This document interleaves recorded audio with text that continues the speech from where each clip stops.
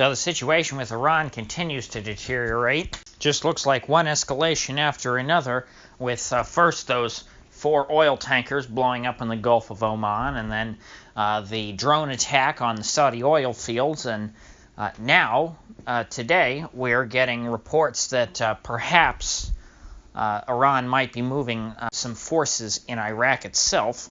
Now, apparently, a supposed Iranian threat has prompted the State Department to withdraw all of its personnel from Iraq.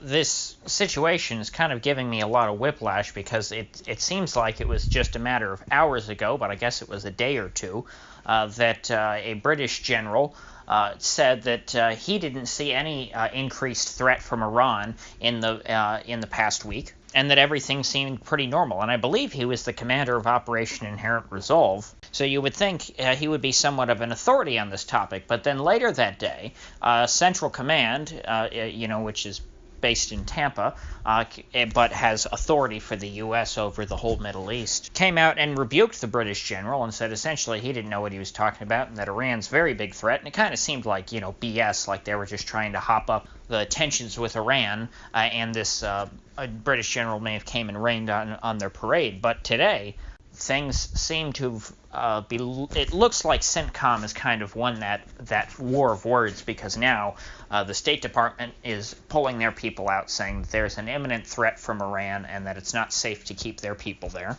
And that's the whole country. It's not just Baghdad, but also the folks that the State Department has in Erbil, which of course is the Kurdish capital. But it's not the only the Americans who are scared apparently right now, or at least believe that there's some threat, because the Germans and the Dutch have both called off their training missions that they had scheduled for today in Iraq.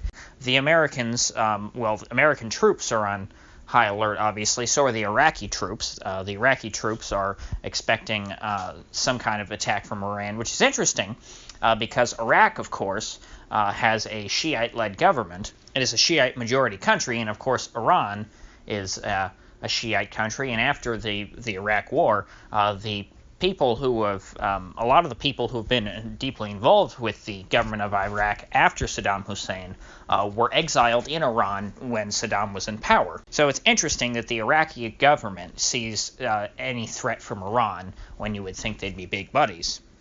So what exactly is this threat from Iran? We don't have any official confirmation on anything yet, since this is a very fluid situation.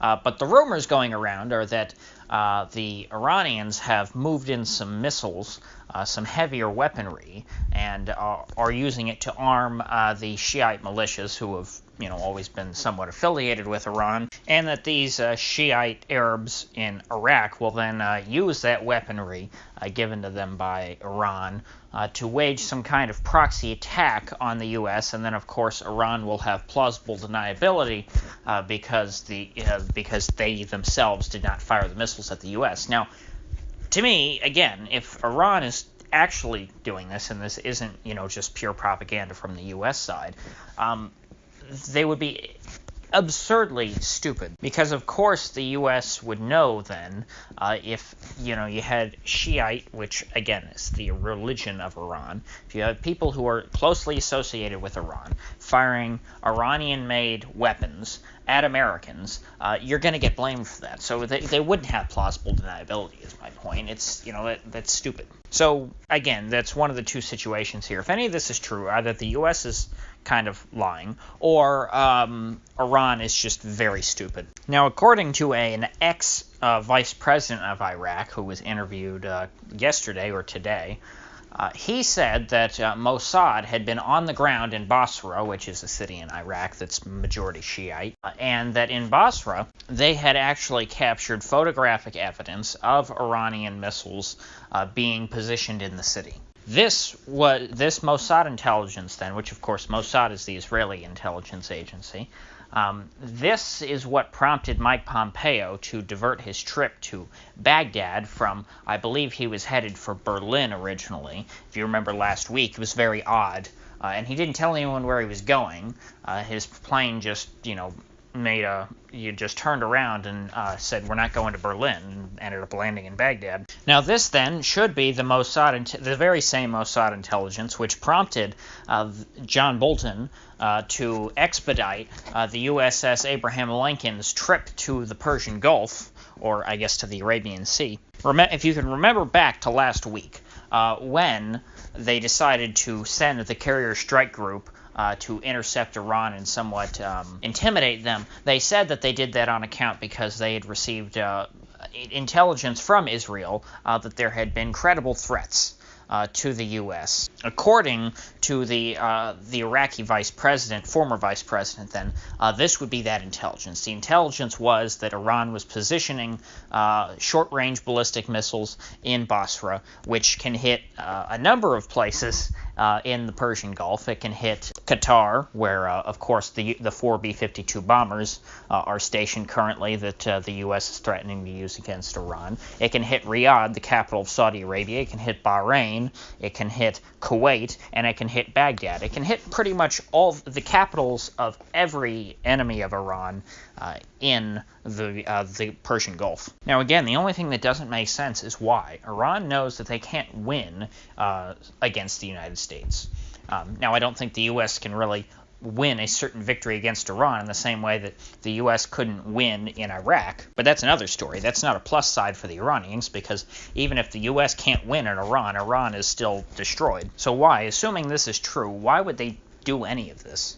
Now, Marco Rubio, who is not a reliable source, but is at least someone who can give you sort of the pro-war perspective, feels that the reason why Iran feels emboldened enough to do this is because he thinks that war fatigue, or that the Iranians calculate that war fatigue in the U.S., distrust of the U.S. government, and memories of sort of all the times we've been lied into war, like in the case of Iraq, would lead enough people, if Iran uses these proxies and attacks all of the Gulf monarchies, Bahrain, Qatar, Saudi Arabia, and U.S. troops, that there will be enough people in the U.S. who doubt that Iran was involved and think that this was another CIA false flag type event, and will blame essentially Trump or John Bolton, since John Bolton is a known war hawk who's been wanting to go to war with Iran for 30 years. Iran is essentially calculating that if they then order these attacks on American assets, that the U.S. will not go to war with them, or at least that there will be enough popular opposition to the war that Trump will not go ahead with it. And I actually think that this makes some sense, because if you think, in the rest of the world, pretty much outside of the U.S., there is an immense amount of skepticism about U.S. military operations because of things like, the USS Maine, which may or may not have been blown up by Navy intelligence to justify a war with Spain, because of the Gulf of Tonkin incident, because of the 2003 Iraq War, and many other cases which I don't want to get into for time's sake.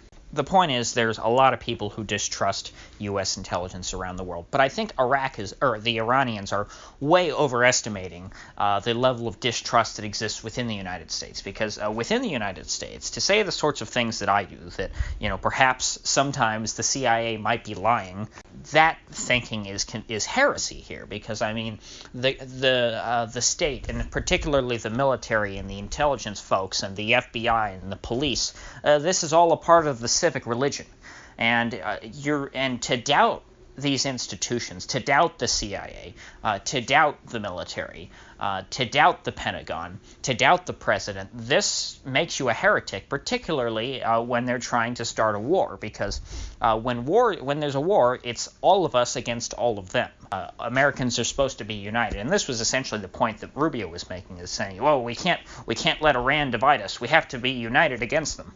And I think that what Rubio is advocating for tends to work pretty much every time, and I don't think that this time will be any different.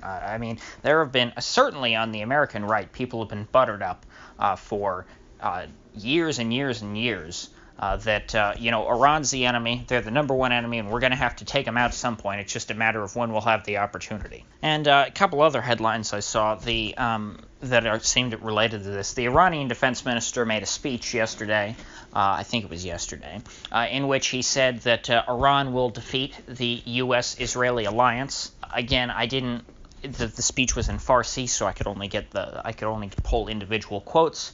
I wasn't able to watch the entire speech, but he at least sounds somewhat bombastic. I'm not entirely sure to what extent or what the context was of that statement, so I'm not sure how much you can read into that. And one last thing that hasn't happened yet because it's happening today, but I'll probably talk about it tomorrow, is today in the Palestinian territories is Nakba Day, meaning it was the day that the Arabs were expelled by the Israeli militias after the Arab-Israeli War, and they were all sent, out into the desert, into Jordan and Syria and Lebanon and other countries.